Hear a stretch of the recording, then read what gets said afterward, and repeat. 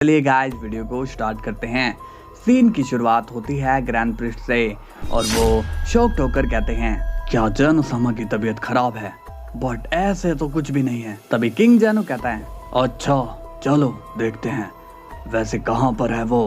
Grand priest confuse हो जाते हैं और उन्हें समझ में नहीं आता कि वो जैनो के बारे में क्या बताएगा। किंग जैनो कहते हैं, क्या बात है, तुम मुझे जैनो से मिलवा रहे हो या नहीं? तभी अचानक से एक गार्ड दूसरे गार्ड से कहता है, ओह नो, किंग जैनो यहाँ पर आ गए हैं, जल्दी से उन्हें खोलो।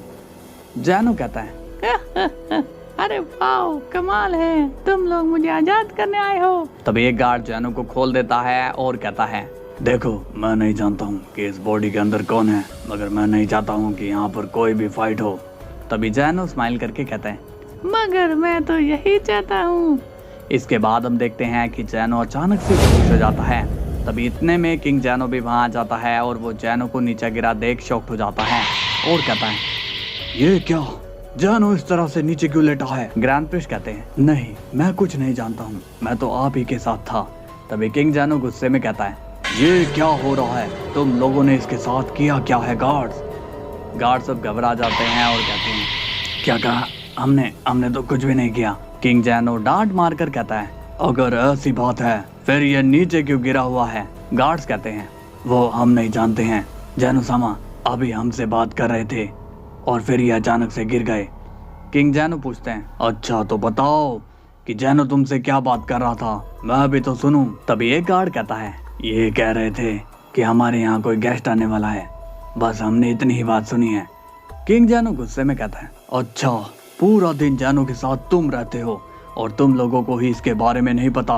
हद हो गई है, यहाँ कुछ तो गड़बड़ है, इसलिए तुम लोग बाहर निकलो, मैं जैनो से अकेले में बात करूंगा। तभी ग्रैंड प्रिस्ट कहते हैं, किंग जैनो आप जैनो सामा से अभी बात मत करिए, मैं आपसे पहले उनसे बात करना चाहूंगा। तभी किंग जैनो गुस्से में कहता है, नहीं अभी कोई बात नहीं होगी, तुम लोग निकलो यहाँ से। अब ग्रैंड प्रिस्ट और गार्ड्स को वहाँ से जाना ही पड़ता है और किंग जैनो को ये नहीं पता होता कि जैनो उसके आगे नाटक कर रहा है। अब सीन जाता है आर्कडन पर और वो डबल हेड बीस्ट से कहता है, मैं यहाँ से जा रहा हूँ। डबल हेड बीस्ट पूछता है, बट क्यों, तुम कहाँ जाना चाहते हो? आर्कडन कहता है, पैगासस को ये अच्छा नहीं लगता कि मैं यहाँ पर रहूँ, इसलिए मुझे जाना होगा। तभी अचानक से वहाँ पर गोकू आ जाता है और कहता है, तुम कहीं नहीं जाओगे आर्कडन। गोकू को देखकर शॉक्ड हो जाता है।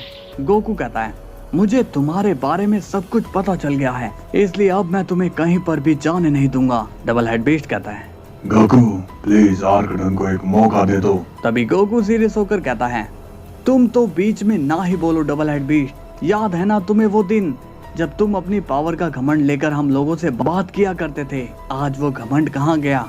डबल हेड बीस्ट कहता है, ठीक है, मैं तुमसे हर चीज के लिए माफी मांगने के लिए तैयार हूँ। गोकू कहता है, बेहतर होगा कि तुम पीछे हो जाओ डबल हेड बीस्ट, मुझे आर्कडन से बात करनी है, इसलिए जाओ यहाँ से। आर्कडन घबरा कर कहता है, प्लीज मुझे छोड़कर मत जाओ, ये मुझे मार डालेगा। गोकू सीरियस होकर कहता है, तुम्हें यहाँ कोई मारने नहीं आया है आर्कडन, मुझे इतना बता दो कि तुम सराडर के बारे में क्या जानते हो। ये सुनकर आर्कडन के होश उड़ जाते हैं और वो पूछता है, तुम सराडर के बारे में कैसे जानते हो?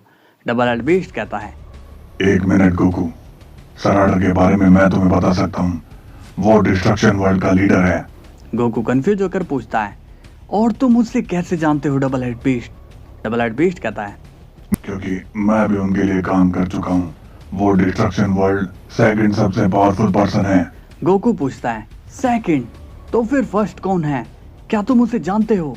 डबल हेड बीस्ट बोलता है, उन्हें तो हम नहीं जानते क्योंकि वो हमसे कभी मिले नहीं है, बट कहा जाता है कि वो सराडर के फादर थे, इसलिए वो फर्स्ट पावरफुल पर्सन थे। गोकू कहता है, और तुम दोनों में से सराडर के खबरी के बारे में कौन जानता है? डबल हेड बीस्ट कंफ्यूज होकर पूछता है, क्या बात है गोकू, कोई बात हुई है क्या?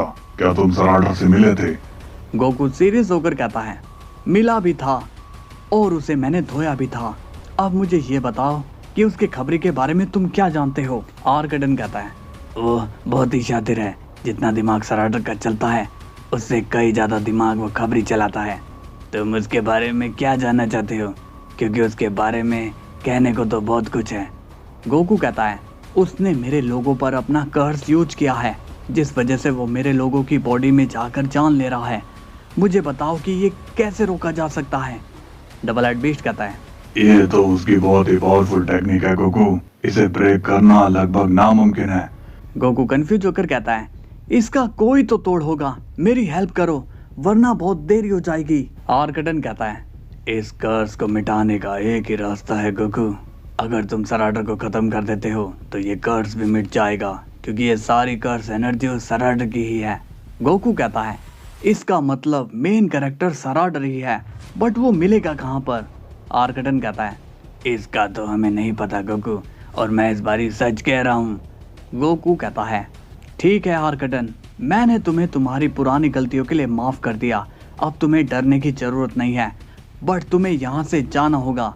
मैं नहीं चाहता हूँ कि तुम किसी भी रीजन से मेरे वर्ल्ड के नज़दीक रहो, इसलिए आज ही तुम यहाँ से चले जाओ। गोकू अब वहाँ से चला जाता है। इसके बाद सीन जाता है सराडर पर और वो कहता है, उसने मुझसे कह तो दिया कि यहाँ से भाग जाऊं, मगर मैं जाऊंगा कैसे? मैं तो यहाँ पर बंधा हुआ हूँ। तभी अचानक से वहाँ पर एक शख्स आता है। सराडर पूछता है, क्या तुम मुझे बताओगे कि ये खुशबू किस चीज की है? वो शख्स कहता है, ये तो हमारे खाने के लिए मसाला तैयार किया जा रहा है। वो क्या है कि आज हम लोग जेस्टर को बहुत ही स्पेशल डिश खिलाने वाले हैं। ये सुनकर सराडर घबरा जाता है और कहता है, ओह नो, लगता है कि ये मुझे ही पकाने की तैयारी कर रहे हैं। अब मैं यहाँ से कैसे निकलूंगा? तभी वहाँ से वही शख्स गुजर रहा होता है जिसने सराडर को भगाने के लिए कहा होता है। सराडर कहता है, हे सुनो, मैं यहाँ से भागना चाहता हूँ, तो क्या तुम मेरी हेल्प कर सकते हो?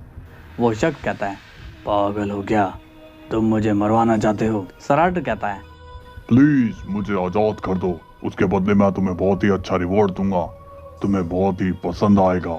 इसके बाद वो शख्स कंफ्यूज हो जाता है और वो सराडर की बात में गौर करने लग जाता है। थोड़ी देर बाद वो शख्स कहता है, ठीक है, मैं तुम्हें आज़ाद कर देता हूँ, मगर ये सीक्रेट हमारे बीच में ही रहना चाहिए। इसके बाद वो शख्स अपनी एनर्जी से सराडर को फ्री कर देता है और जैसे ही सराडर फ्री होता है वो उस शख्स को ही मार देता है। वो शख्स दर्द में कहता है, ये तुमने क्या किया, तुमने मुझे क्यों मार दिया? सराडर कहता है, उस जेस्टर को भी तो इनाम की जरूरत है, वो भी तो जाने कि उसने किससे पंगा लिया है। इसके बाद सराडर वहाँ से भाग जाता है और वो शख्स अब मारा जाता है। अब सीन जाता है किंग जैनो पर और जैनो भी अब होश में आ जाता है। किंग जैनो पूछता है, क्या बात है बेटा, तुम ऐसे बेहोश क्यों हो गए थे? तभी जैनो घबराते हुए कहता है, डैड मुझे बचा लीजिए प्लीज, ये लोग मुझे यहाँ पर टॉर्चर करते हैं। किंग जैनो ये सुनकर शॉक्ड हो जाते हैं और कहते हैं, क्या, किस तरह का टॉर्चर? ये तुम क्या बोल रहे हो जैनो? जैनो कहता है, फादर ये लोग मुझे यहाँ पर बांध कर रखते हैं और मुझे मारते भी हैं। जैनो के इस झूठ से किंग जैनो को काफी गुस्सा आता है और वो कहते हैं, अच्छा, लेकिन तुम्हारे पास तो इरेजिंग पावर है, फिर तुम उसे यूज क्यों नहीं करते? जैनो कहता है, क्या करूं डैड, वो डाई भी इन लोगों के साथ मिला हुआ है, उसने ही मुझे बांधा था। ये सुनकर किंग जैनो शॉक्ड हो जाते हैं और कहते हैं, क्या कहा? डाई शिनकिन इनके साथ मिला हुआ है? मुझे तो यकीन ही नहीं हो रहा है। जैनो कहता है, बट यही सच्चाई है डैड, आप मुझे यहाँ से ले चलिए। किंग जैनो कहता है, ठीक है जैनो, बट उससे पहले मुझे काम पूरा करना है। इसके बाद किंग जैनो वहाँ से चले जाते हैं। अब सीन जाता है गोकू पर और वो सीधा जाकर मैसेंजर से मिलता है। उसे देखकर मैसेंजर कहता है, मुझे पता था कि तुम यहाँ जरूर आओगे गोकू। गोकू कहता है, इसका मतलब कि तुम्हें सराडर के खबरी के बारे में भी पता है ना? तुम जानते थे कि मुझे तुमसे काम पड़ेगा ही। मैसेंजर कहता है, हाँ मैं जानता था, तुम एकदम करेक्ट हो। इस पर गोकू सीरियस होकर कहता है, अगर तुम सब जानते थे तो फिर तुमने मुझे क्यों नहीं बताया? तुम तो खुद को मेरा दोस्त बता रहे थे। मैसेंजर सीरियस होकर कहता है, हे, मैंने ऐसा नहीं कहा, मैं यहाँ पर किसी का भी दोस्त नहीं हूँ। मेरा काम था कि मैं तुम्हें तुम्हारे न्यू वर्ल्ड तक पहुँचाऊँ जहाँ पर तुम्हारे कोई दोस्त ना हो, बट तुमने मुझे शुरुआत से ही जज किया, इसलिए मैं तुम्हें वहाँ तक नहीं ले जा सका। गोकू कहता है, तो फिर ठीक है, मुझे वहाँ पर ले चलो और मुझे जल्दी से सराडर तक पहुँचाओ। मैसेंजर कहता है, मैं तुम्हें सराडर तक नहीं पहुँचा सकता हूँ, मैं तो तुम्हें एक पोजीशन दे सकता हूँ जहाँ पर से तुम सराडर को बैठे बैठे बुलवा सकते हो। गोकू बोलता है, मैं कुछ समझा नहीं, तुम्हारे कहने का मतलब क्या है? मैसेंजर कहता है, मतलब कि तुम्हारी लाइफ अब किंग की तरह होने वाली है, क्योंकि तुमने ड्रिफ्ट ईयर को हासिल किया है। तुम्हारे ऑर्डर्स पूरे वर्ल्ड में चलने वाले हैं, इसलिए अब तुम रेडी हो जाओ वर्ल्ड में रूल करने के लिए। गोकू सीरियस होकर कहता है, मुझे रूलर नहीं बनना, मुझे बस सर ऑर्डर चाहिए। इसके बाद सीन जाता है सर ऑर्डर पर और वो भागने की कोशिश कर रहा होता है, मगर तभी उसके सामने जस्टर आ जाता है और कहता है, भागने का कोई फायदा नहीं होगा सर ऑर्डर।